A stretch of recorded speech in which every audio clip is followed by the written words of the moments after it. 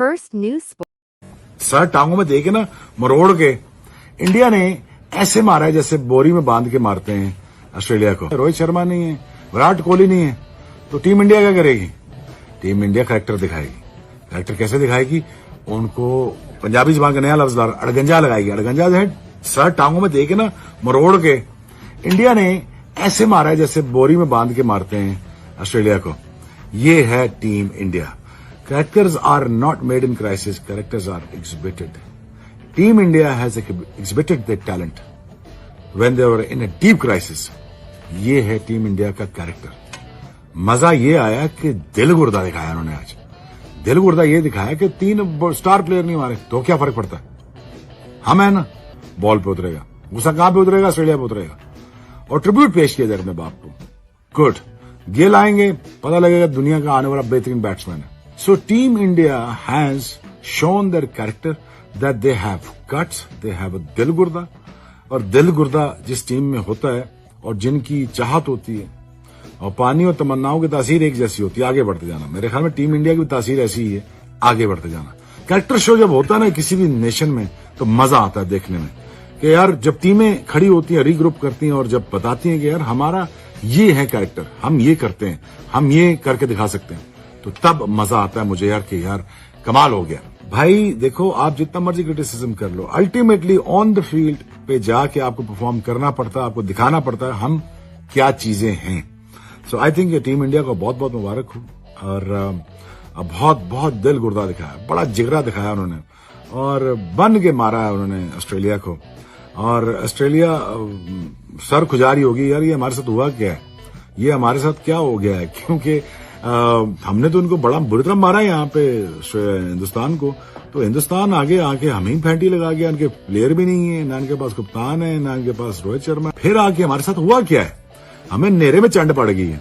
सो ये नेरे में चंड पड़ गई है, चंड समझते ना तफा, ये नेरे में तफा पड़ गया है ऑस्ट्रेलिया को। This is very very very embarrassing. As a cricketer I am very proud of you और आपने बहुत बहुत जिगरा दिखाया, आपको बहुत मुबारक हो। ये एक बात आपको माननी पड़ेगी, टीम इंडिया की बेंच स्ट्रेंथ को आपको मानना पड़ेगा कि यार बेंच स्ट्रेंथ बहुत अच्छी इनकी, कोई भी हो ना हो, सो बेंच स्ट्रेंथ के ऊपर बात करें यार आप कि उनको फर्क ही नहीं पड़ रहा कि यार कोई है कोई नहीं है। जितना क्रेडिट देना चाहिए हिंदुस्तान को उतना कम है और बेंच स्ट्रेंथ को जितना क्रेडिट देना चाहिए उतना कम है। आपने लगाना इनको अड़गंजा समझते हैं ना, ये ऐसे टांगों के दरमियान नहीं सर फंस जाता, वो आपने गंजा लगाया हुआ है, अब आपने उनको कुटना पकड़ के। Second news Khalistan. अच्छा, पूरा जो भारत और कनाडा का मामला चल रहा है, जस्टिन ट्रूडो कह रहा है भारत ने मारा और भारत कह रहा है कि हमने नहीं मारा, अगर हमने मारा है तो भाई आपके पास कोई प्रूफ है जो आप इल्जाम लगा रहे हो। ये सब बीच में ड्रामा चल रहा है, तो इसमें डिप्लोमेटिक मामला बिल्कुल जमीन पे आ चुका है। ठीक है दोस्तों, आपको पता ही है स्टोरी। भारत ने बोला है कि हमारा जो हाई कमीशन है वहां पे it will not give visas to Canadians, तो ये बंद हो गया। बीच में ये शुभ वाली जो सिंगर है उसकी कंट्रोवर्सी आ गई और बड़ा, इसके बीच में पाकिस्तान क्या कर रहा है देखिए, ये दिखाता है मॉरल कैरेक्टर एक मुल्क का। एक मुल्क का जो इखलाक है या एक मुल्क का जो मॉरल कैरेक्टर है ये दिखाता है। और पाकिस्तान के केस में ये पता लगा है कि वो जो पूरा देश है उसका मॉरल कैरेक्टर है ही नहीं, ये फायदा उठाने की कोशिश कर। अच्छा, मैं पाकिस्तानियों से कहता हूं कि ठीक है, इंडिया और कनाडा का झगड़ा है, तुम फायदा उठाने की कोशिश करो, जरूर करो, लेकिन उसकी औकात तो होनी चाहिए। अब हम सब सुन चुके हैं, बचपन से मुहावरा सुन रहे हैं कि कुत्तों को घी हजम नहीं होता। You know, we have always heard this. अब मैं जरा कुत्तों को घी हजम नहीं होता उसको मैं विस्तार में आपको बताता हूं। जैसे कि बिलावल भुट्टो ये कहता है कि भारत का जो हिंदुत्व का मामला है पूरा वो एक्सपोज हो गया, ये बिलावल भुट्टो कह रहा है भाई। और जो वहां का फॉरेन मिनिस्टर है, अभी किराए का है, वो दिहाड़ी पे चल रहा है बेचारा, उसकी कब कुर्सी चली जाए, वो कह रहा है कि हमें तो पहले ही से पता था कि भारत ये कर रहा है, कोई हमसे तो पूछे। अच्छा, तो ये पाकिस्तानी कोशिश कर रहे हैं फायदा उठाने की कि कुछ हो जाए और हमें फायदा मिल जाए। ऐसा होता है दोस्तों, मैं आपको बताता हूं टिपिकल पाकिस्तानी माइंडसेट। जब लड़ाई होती है ना, तो आप कभी भी देखना, लड़ाई होगी तो 2-3 कुत्ते होंगे, वो देखेंगे कि यार हमें बोटी मिल जाए, हम चुपके से लेके भाग जाएं जब 2 लोग लड़ रहे होंगे तो आपस में।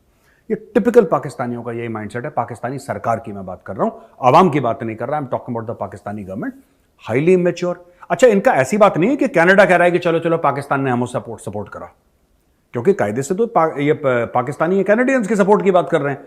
ऐसा नहीं कि कनाडा खुश है, कनाडा भी परेशान है इससे कि यार 2-2 कौड़ी के लोग क्यों बोल रहे हैं, भाई हमारा फड्डा हम संभाल लेंगे। 2-2 कौड़ी के लोग अपना मुंह खोल रहे हैं पाकिस्तानियों जैसे कि हम बताएंगे जी कनाडा हम तुम्हारी मदद करेंगे। पाकिस्तानी सोशल मीडिया पे पागल हो गए, पाकिस्तानी सोशल मीडिया पे पागल हो गए कि अरे हम कनाडा के साथ खड़े हैं। ओ भाई साहब सुनो, जस्टिन ट्रूडो बेवकूफ है, हमें कनाडा से कोई प्रॉब्लम नहीं है। जस्टिन ट्रूडो बेवकूफ है, तुम जिसके साथ खड़े हो गए भस्मासुर वो आदमी मारा जाएगा, तुम नहीं समझ रहे। तो दोस्तों एक उदाहरण देता हूं आपको। एक आदमी है, भूला भटका है, अपने रास्ते से भटक गया है, उसको 2-4 लगाओ तो वो लाइन पे चलता है। लेकिन क्या हुआ, बीच में जब वो बैठा था उसकी दोस्ती एक चोर से हो गई, उसकी दोस्ती चोर से हो गई। चोर ने उसको क्या बोला, चोर ने उसको बोला कि भाई तू बिल्कुल फिक्र मत कर, मैं तेरे साथ खड़ा हूं, मैं तेरा सपोर्ट करूंगा। पूरे गांव वाले उस आदमी को भी चोर बोलेंगे चाहे वो चोर ना हो। तो पाकिस्तान की संगत से चीजें बिगड़ती हैं क्योंकि पाकिस्तान की खुद की रेपुटेशन इतनी मट्टी में मिली है, बिल्कुल जिसको कहते हैं गटर में है वो देश, गटर में उनकी रेपुटेशन है। तो जो पाकिस्तान को हाथ लगाएगा वो खुद भस्म हो जाएगा।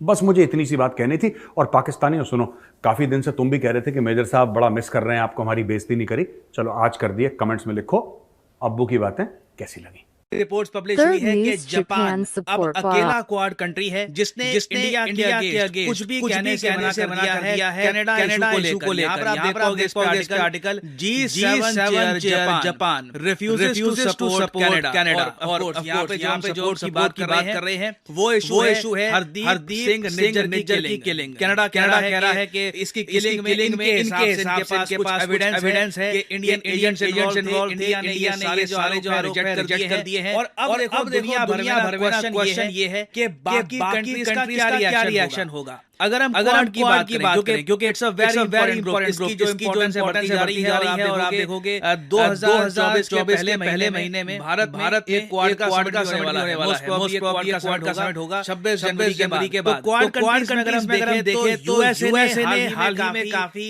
इंटरेस्टिंग स्टेटमेंट्स दी हैं। यूएसए का जो मीडिया है ये क्लेम करना स्टार्ट कर दिया कि यूएसए ने इनपुट शेयर किए थे कनाडा के साथ निज्जर की किलिंग को लेकर। और ये बात कंफर्म कर दी है अमेरिकन एम्बेसडर कनाडा ने ये बात कही है कि फाइव आइज जो ग्रुप है जिसके बारे में मैं आपको बता चुका हूं, इंटेलिजेंस ग्रुप है जहां पर यूएसए यूके है, उसके अलावा कनाडा ऑस्ट्रेलिया और न्यूजीलैंड आपको मिलेंगे। ये पांचों देश मिलते हैं द फाइव आइज। तो फाइव आइज की इंटेलिजेंस रिपोर्ट गई थी कनाडा के पास। मगर अगेन यूएस ऑनवॉय ने ये बता दिया कि उस रिपोर्ट में ये नहीं लिखा था कि इंडिया इन्वॉल्वड है या फिर इंडिया की तरफ से किलिंग करी गई है। कनाडा ने कुछ आप कह लीजिए बातें खुद इन्वेंट करी है। चलो जो रिपोर्ट है उसे बड़ा आरोप लगा दिया इंडिया पर। तो ये तो अभी के लिए स्टांस है यूएसए का। ये लोग बार-बार कह रहे हैं कि हम कंसर्न्ड हैं, इन्वेस्टिगेशन करनी होगी हमको। फाइव आइज की रिपोर्ट आई थी, यूएस ये सब कह रहा है। और अगेन यूएस का ये सब कहना बनता भी है क्योंकि कनाडा के साथ इनके डीप रिलेशंस हैं। कनाडा के साथ ये बहुत ही बड़ी बॉर्डर भी शेयर करते हैं। फिर हम बात करें ऑस्ट्रेलिया की तरफ से मैं कहूंगा कोई खास स्टेटमेंट नहीं आई है। वो लोग यही कह रहे हैं हम डीपली कंसर्न्ड हैं इंडिया की इन्वॉल्वमेंट को लेकर, अलेजेड इन्वॉल्वमेंट को लेकर कि इंडिया का था भी नहीं था, इन्वेस्टिगेशन होनी चाहिए। इन्होंने भी के बाद यही बोली। मगर ऑस्ट्रेलिया की स्टेटमेंट के बाद क्वेश्चन ये था कि जापान क्या बोले। जापान की स्टेटमेंट बहुत ही ज्यादा इंपॉर्टेंट होने वाली थी। मगर जापान की तरफ से अभी तक ना एक ऑफिशियल वर्ड नहीं आया निज्जर की किलिंग को लेकर। ये मैं कहूंगा कि जापान ने जेन्युइन फ्रेंडशिप दिखाई है टुवर्ड्स इंडिया। और आप यहाँ पर पूछोगे कि जापान ने बोला इससे लॉन्ग टर्म इम्पैक्ट क्या पड़ेगा। लॉन्ग टर्म इम्पैक्ट पड़ेगा इसलिए जापान की बारी है। जापान देखिए इस वक्त G7 का हेड है।